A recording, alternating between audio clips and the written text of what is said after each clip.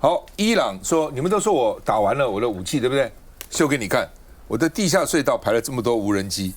我这刚刚算了一下也没多少了，大概是60-70架、100架了。可是它不是这里啊，它别的地方可能也有啊。哦，那现在呢，英国、德国、法国也卷入战火了。哦，而且美国也逼迫他们。比如说英国最初的时候拒绝让美军用印度洋基地，不给他用，哦，叫做迪耶戈加西亚空军基地，在印度洋中间。那后来没办法了，后来因为这个他的塞浦路斯的军事基地也被伊朗炸了，所以逼着英国要来，但美国也施压。川普对英国很不满意，说你这个首相阻止我用基地，非常失望。人家后来已经答应给他用了，他说答应的太慢，慢也不行，立刻就应该给我用啊。那德国外长呢否认说我们没有要对伊朗军事行动，但是呢，以色列媒体宣布德国、美国计划合作也要来了啊。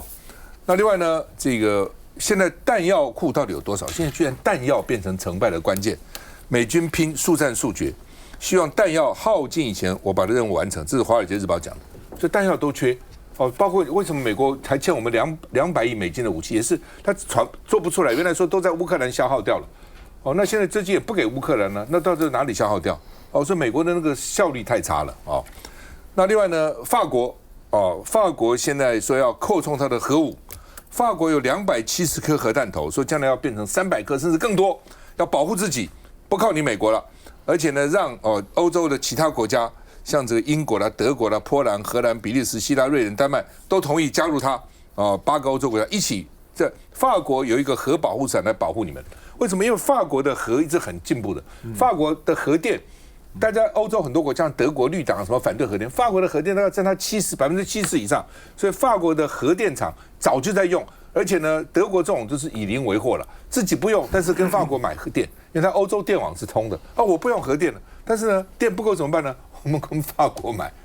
那不是这就是不是以邻为壑吗？那法国也不在乎，所以法国不但它核电工业发达，因为核电用铀，所以浓缩铀也很发达，所以它的核武也蛮发达，而且它不反对，它这个国家本身不反对的，不是老百姓有时候反对不可以的，它没有它很得意所以呢，现在呢，德法还要成立一个核小组那法国自己要搞那另外呢，就是说我们看美国的爱国者飞弹，我们也买一颗是400万美元。伊朗用无人机是2万美元，这个才叫做不对称战争。我们现在天天讲什么叫不对称，这不是不对称，这什么叫不对称？我2万发上去了，你要爱国者飞弹来拦截啊！所以前天那个杜拜那个帆船饭店我住过，很棒，帆船饭店早餐特别好，鱼子酱鹅肝早餐那他开始传来说伊朗去打那个帆船饭店，说不是，说因为有无人舰来，他飞弹打上去散落了，那个碎片散落是造成帆船饭店着火所以旅馆住客很紧张赶快就奔逃所以他就用2万的无人机去对你400万美元的爱国者飞弹，你打还是不打那就像说大家现在讲说以后老共打你不见得用飞弹打，他可能用火箭打你，便宜多了那另外呢，说现在经过72小时，整个中东都是战火所以呢，英国的媒体说，波斯湾国家的防空弹药恐怕会弹尽援绝，会打光光。那伊朗现在是你来拦截来川普说，不要怕，别怕，我们的火力是无限的，我们可以永远打下去，一直打当然也是要壮胆了那另外呢，上海合作组织说呢，应该要确保伊朗国家主权跟国家的安全，还有领土的完整，说你不可以这样干王毅对伊朗表达支持，说呢会在联合国安理会主持公道那中俄会不会提供伊朗军事援助？大陆外交部不讲，说没有消息可提供那现在当然俄罗斯普丁也讲不可以这样，那然后呢好像也没消息。不过他现在俄乌战争打了都已经搞了4年了，那北京不是很支持吗？说也不是，说北京采取叫做 dual 双头策略，一方面对伊朗好，买伊朗的油，一方面跟其他中东国家也要好对就其他中东伊朗不好所以你不能这个顺了孤情失少意所以两边都要兼顾我们看一下。 This is not Iraq. This is not endless. 美国国防部长赫格塞斯明确宣示，对伊朗的战争与伊拉克战争不可同日而语，力求国际和社会舆论支持美国行动。毁灭伊朗核武是欧美国家共同利益。英国已经同意美国使用英国军方位于印度洋的迪戈加西亚基地和英格兰西南部的费尔福德基地对伊朗飞弹进行防御性打击。不过，消息一出，英国另一处塞浦路斯的空军基地就遭到伊朗无人机袭击，这也是这波中东战争爆发以来首度有欧盟国家领土遭殃。法国宣布将捍卫海湾国家和约旦，并呼吁伊朗必须做出重大让步，但法国也抨击美国、以色列没有在跟联合国先进行讨论的情况下，就对伊朗发动攻击，恐怕导致整个地区陷入漫长动荡。Que se debe estar contra una guerra iniciada sin autorización del Congreso de Estados Unidos, del Consejo de Seguridad de Naciones Unidas, y como he dicho antes, que vulnera el derecho internacional. 至于一度传出考虑加入美国、以色列阵营的德国，澄清不会参战。好，大陆说没有更多的资讯提供，不告诉你，或是不知道，或是没有。来，伟汉，美国的国务卿卢比奥今天有出来讲他说其实是因为以色列已经决心要动手，所以呢，美国要跟进这是卢比奥的说法。我们就看卢比奥说，我觉得有好几个点，他们已经变了3次讲法。对，那刚刚这个张庭将军在讲的那个画面，大家看到 F-15掉下来，因为现在网络 AI 画面很多，我看到第一时间的时候，我讲说就是这是真的还是假的？你要去做 confirm 嘛，好，那现在目前美国的中央司令部是跟大家证实3架的美国 F-15，而且都是双座机，所以是6个飞行员，3架被击落，被谁击落？被科威特的防空系统。那这个真的很难理解就说你怎么会被是怎么什么状况？就自己把自己打下来了。对，那怎么会这样呢？那网络上面又有很多画面，我给大家看一下，这个是在疯传，我也不知道是真的还是假的。就是飞行员下来以后，那个科威特的这个救难人员往前，因为你定位嘛，就飞行员他降落之后靠过去说怎么是个女的对，是个女的飞行员。那大家讲说真的假的？说是真的。好，所以美国的中央司令部说，我们的科威特的美军基地确实被攻击，6个美国军人丧生，所以川普说我们一定要报复。第二个就是这3架飞机 F-15被科威特的防空系统给打下来的，通通都生还。好，那这是一个。第二个就是刚刚大佬在讲的，160个学校被炸了，到现在为止到底是谁炸？是谁主动攻击，或是发生什么状况，我们不知道。所以1个、2个、3个，很多发生这样问题之后，这事情跟之前的维也纳完全不一样。马杜罗抓回去以后，副总统抗议1天，后来说我们就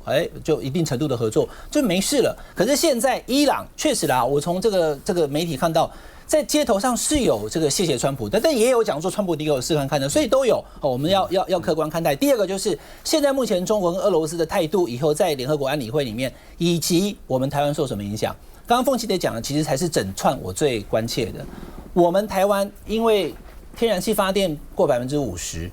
绿电20%也还没达标，所以天然气跟火力就是燃油跟燃天然气超过80%，可能84%、85%。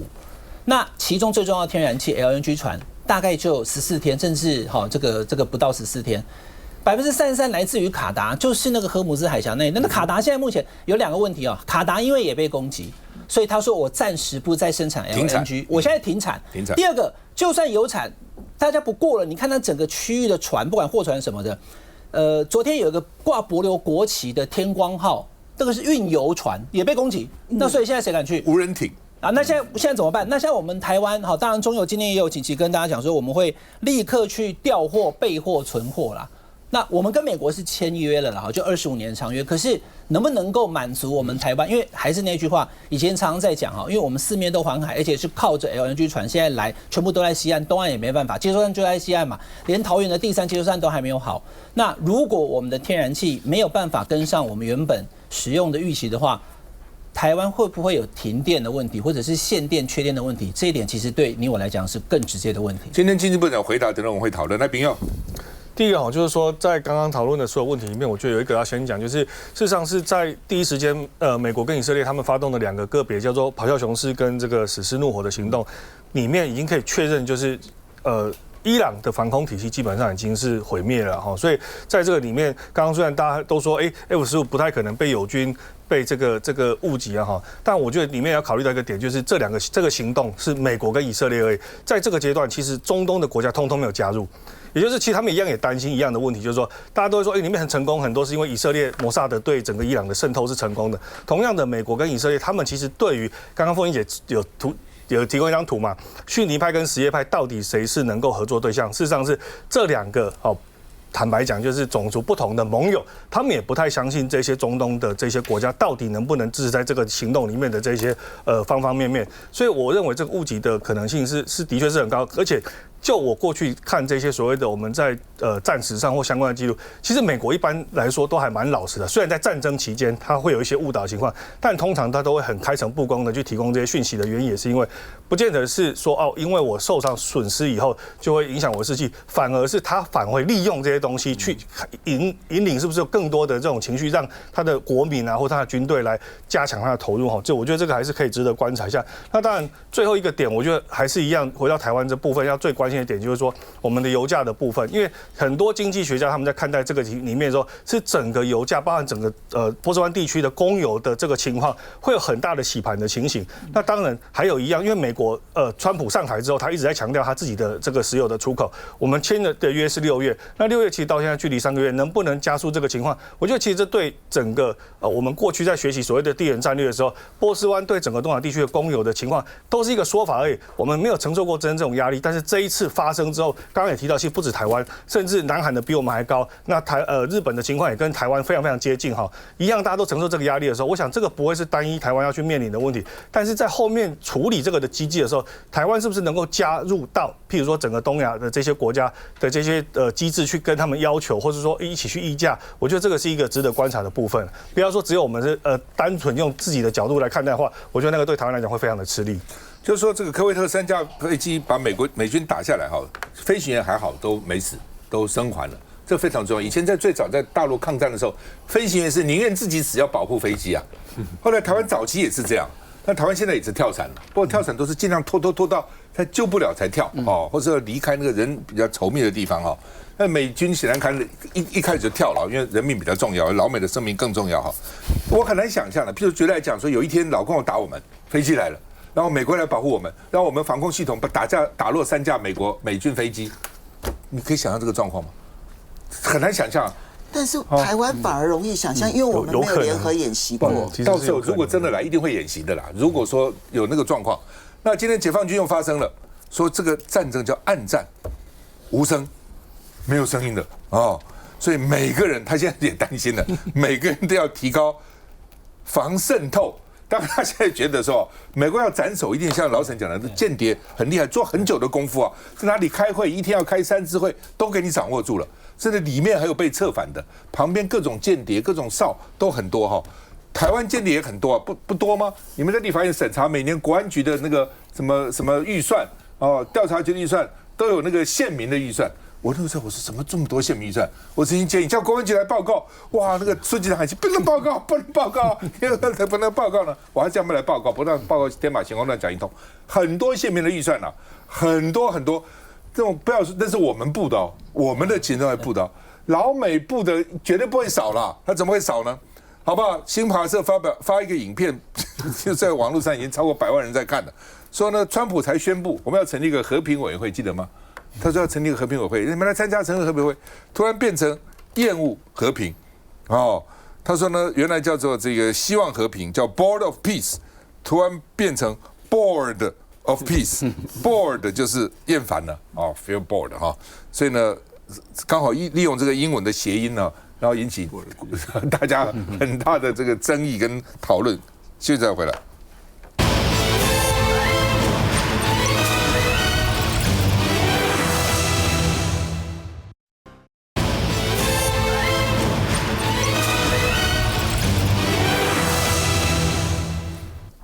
美国官员说，24小时之内会大幅升级对伊朗的火力，敢把我们人打死。国务院紧急呼吁14国的美国公民撤离。那问题怎么撤离呢？你现在空中很多都是封锁了美军说呢，要狠狠的打伊朗，重头戏还在后面，现在只是前菜而已。那川普说呢，我不希望拖太久，不希望拖太久。虽然川普美国国内只有27%的民众支持他，他还是讲说，我做的是对的，我做的是对的。而且呢，说必要的时候要派地面部队进军伊朗，因为你不派地面部队，你光靠空炸，你就把它炸垮了又怎样呢？你总要进去啊，所以必要的时候将派地面部队。而且我在中东我有5万美军呐，很多2个航空母舰各有5600人呐，也很多人呐。美国国防部说，美国不会陷入新的无休止的战争，这是他们的梦魇。这是对啊，这是安慰美国人啊，说不要怕，我们不会一直打哈。那为什么对伊朗开战？刚刚有讲，卢比欧的新的说法是说，是以色列决心要动手，我们挡不住以色列的。那以色列如果动手，伊朗会报复美军，所以呢，我们如果不打的话呢，会死更多的人。他已经变来变去，讲很多次了。川普也讲说，现在是最后一些最好的时间，怎么可以不打？类似这样哈。那现在的卢比欧又改口了哈。那美军因为6个死了哈，CNN爆料说伊朗是直接命中，没有警报就打他的基地哈。他怎么警报呢？你打人家也没警报啊，还在谈判呢，对吧？还在谈判，还说这个礼拜会有结果出来，就打了哦。那另外呢，这个美军秀他的轰炸画面，说开战48小时内就打了1250个目标，那美国死6个人，伊朗死的人更多了，不用讲了，光那个学校女校就死了160几个人哈，所以呢，美国跟以色列狂炸医院、狂炸学校，所以呢，很多医护抱着新生儿就转移了哈。伊朗官员说，2伊战争都没有现在这么惨，我们看到医院啊、学校被打得非常惨哈。那另外呢，哈米尼的心腹，因为川普一直说他们已经军队说要跟我谈判了，那哈米尼的心腹呢说，伊朗不会跟美国谈判，而且美军是为以色列牺牲的，为了以色列，美军派这么多部队过来，死的我们刚刚讲死，重伤也差不多10几20个，很严重的重伤啊，轻伤不用讲了，我们看一下。多栋水泥建筑剩下断垣残壁，伊朗首都德黑兰的警察局在空袭中严重受损。اینجا مسکونیه کامل اینجا مسکونیه این وضعیته。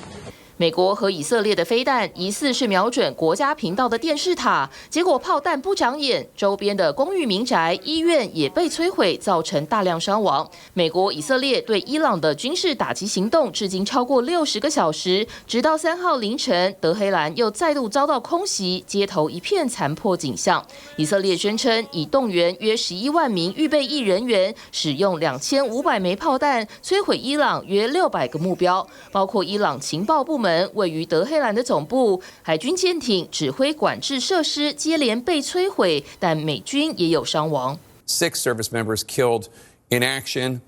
from that same attack in Kuwait. Others considerably wounded. In a separate interview with the New York Post, the president did not rule out sending U.S. troops to into Iran, boots on the ground, quote, if they were necessary. 川普似乎决定出狠招，他最新表示不排除派遣美军地面部队进入伊朗，他还威胁将发动新一波大规模攻击。美国前外交官分析，为了避免影响其中选举，川普势必速战速决。美国国防部长赫格塞斯附和川普，说不排除在伊朗境内部署地面部队。至于战争将持续多久，赫格塞斯表示2周到1个月都不无可能。好吧，温馨怎么看？我们其实要注意美国的这个说法不断的改变啊。比如说要打多久时间，川普其实已经讲了4种说法了。第一天大家如果有注意的话，2月28号他是说打4天就结束了，然后第2天的时候呢，他说大概会打1周，他会轰炸1周。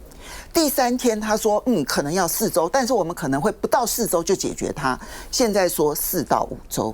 其实，当他的说法在3天之内从4天变成4周或者5周，他这种变法，你就知道说他其实没有真正的掌握状况。那么第2个部分就是打的理由也是出现了4种说法。第一时间的时候是说，因为伊朗已经快要发展出能够打到美国的长程飞弹，所以我们要先打它。可是很快的这个说法就被全世界的军事武器专家全部都打脸。美国专家也说不会啊，不会。然后第二时间的时候呢，他就说哦，因为呢，伊朗要暗杀我。2次要暗杀我，所以我先暗杀他。这个美国驻联合国的大使也这样说。对，结果呢，这个又被打脸了。然后现在呢，第3种说法是说，因为我们要确保他不会发展任何的核武，确保他没有任何的导弹，确保他没有任何的海军，确保他不能够资助海外的恐怖组织。好，那但是如果你讲了这个话，你就变成这4件事情你都要做到哦。但问题你做得到吗？刚刚其实张将军有特别提到，他的这个导弹的数量还有无人机的数量非常的多。有人提到说无人机可能是数万架，然后呢导弹的部分呢可能是数千个，那还有另外一个就是火箭炮的部分，他们可能有数万个，所以其实你对它的实际的细节恐怕掌握是非常有限的。那么再加上它的海军，虽然说它的舰、它的船舰现在已经被打了10艘，可是它有非常多的飞弹快艇，而这个部分你要全部销毁的可能性其实相对是偏低的。好，那所以现在就多了第4个说法，就 Rubio 就讲说，哦，因为以色列决定要动手了，那如果我们再不动手的话呢，那我们的美军基地就会被攻击，所以我们只好先下手为强。可是问题是，你的美军基地就没有被攻击了吗？没有啊，其实是火箭炮的现在4周的所有的美军基地都被攻击。我必须说，现在它对于国际经济影响很大。战争什么时候结束？美国是说他希望越快越好。最近川普很焦躁，如果你去观察川普，他不只是在Truth Social上面发文，你会发现任何一家媒体好像都能够直接跟川普通电话。Aziz 就直接跟他问说，什么时候要结束？然后纽约邮报也可以直接电话访问他。他现在接受各种媒体的电话访问。我认为这是一种焦躁的反应，就是我急着要告诉大家我做的是对的，我做的是对的。其实我相信他内心是怀疑的，但是战争什么时候结束，美国都希望能够越快越好，因为美国现在从越战、阿富汗战争、伊拉克战争，他们都发现一件事情，你只要派地面部队，你就会陷入没完没了的战争。这是川普最自豪的，美国绝对不会陷入没完没了的战争。但现在问题来了，美国想要速战速决，因为他们的这个弹药库的量还是很有限，他又不可能全部用完，全部用完的话，他亚太地区就完全没有办法有任何的这些部署了。那么，所以他的弹药库是有限的。可是伊朗的革命卫队，当然我不能够100%的查证说他是哪一个人说的。革命卫队的高层对英国的媒体说，战争是由美国跟以色列开始的，但什么时候结束由我们来决定。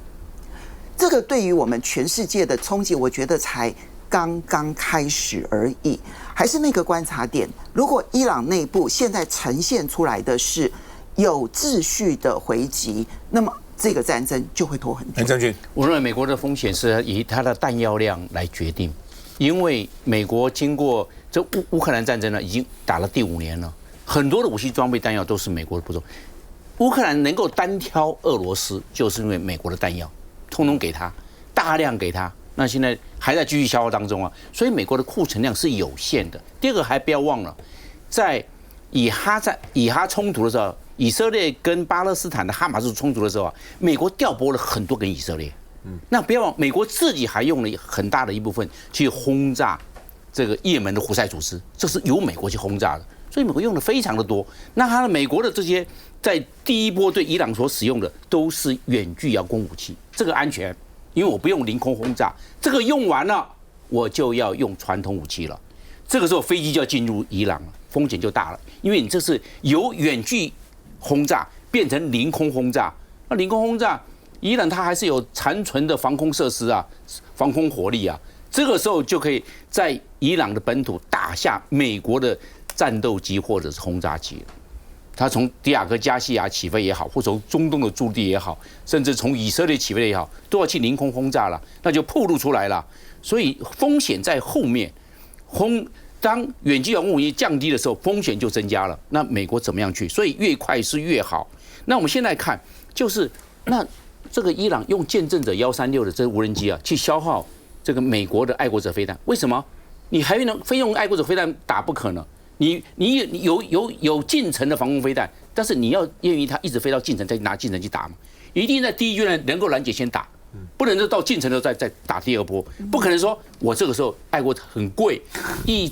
这个1枚爱国者啊要1亿新台币，我不要去打你只有100万新台币的这个无人机，我等到你进境了，万一你到的近迫防空这个武器没有打掉的时候，不是就直接命中了，所以他一定要拿爱国者在第一波做拦截，那也就变成了这伊朗的不列颠战就来了，我拿便宜的去消耗你贵的。你还有多少贵的？你告诉我，我给你消耗完毕。我建整136，我可以不断的量产，我还特别秀那一张建整136，我还有很多。你爱国者飞弹还有多少？就是伊朗他也在打心理战呢。那其实美国就要去想了，我还有多少库存？库存还够不够因应？而且我们知道，伊朗他有这个代理人战，不是说哈梅尼被干掉、被斩首了，他代理人他有代理人来接替。第二个，他有报复计划，已经修条好几次了。有 A 方案、B 方案、C 方案，所以他都按照 SOP 去做。